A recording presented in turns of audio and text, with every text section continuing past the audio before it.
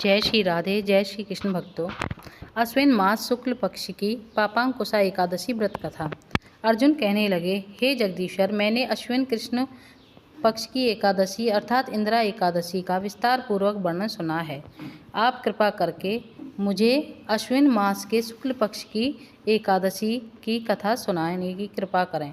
भगवान श्री कृष्ण ने कहा, हे कुंती नंदन, अश्विन मास के शुक्ल पक्ष की एकादशी का नाम पापांकुशा एकादशी है। इसका व्रत करने से सभी पाप नष्ट हो जाते हैं तथा व्रत करने वाला अक्षय पुण्य का भागी होता है।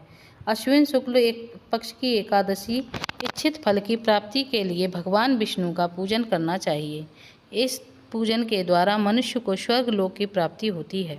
जो मनुष्य कठिन तपस्या के द्वारा फल की प्राप्ति करते हैं, वह फल इस एकादशी के दिन क्षीर सागर में शेषनाग पर शयन करने वाले भगवान विष्णु को नमस्कार कर देने से मिल जाता है और मनुष्य को यम के दुख नहीं भोगने पड़ते।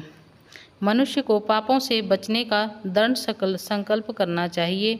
भगवान विष्णु का ध्यान स्मरण किसी भी रूप में सुखदायक और पापनाशक है, परंतु पापांकुशा एकादशी के दिन प्रभु का स्मरण कीर्तन सभी कलेशों व पापों का भस्म कर देता है।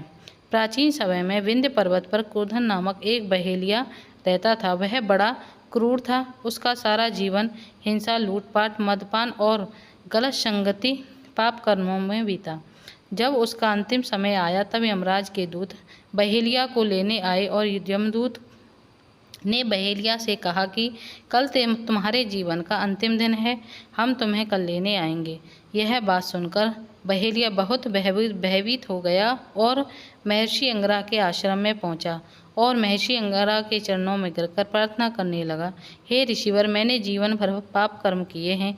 कृपया करके मुझे ऐसा उपाय बताएं जिससे मेरे सारे पाप मिट जाएं और मोक्ष की प्राप्ति हो। उसके निवेदन पर महर्षि अंगिरा ने उसे अश्विन शुक्ल पक्ष की पापांकुशा एकादशी की व्रत विधि करने को कहा। महर्षि अंगिरा के कहे अनुसार उस बहेलिया ने यह व्रत किया और किए गए पापों से छुटकारा पा लिया। इस व्रत पूजन के बल से भगवान की कृपा से वह विष्णु लोक को गया। यह यमराज के दूतों ने इस चमत्कार को देखा तो वह बहेलिया को बिना लिए ही यमलोक वापस लौट गए। बोलिए एकादशी महारानी की जय। पापांकुशा एकादशी के दिन भगवान विष्णु की फल फूल, तुलसी के पत्ते, धूप दीप से पूजा करनी चाहिए। इस दिन सवा मलिया का सागार लेना चाहिए।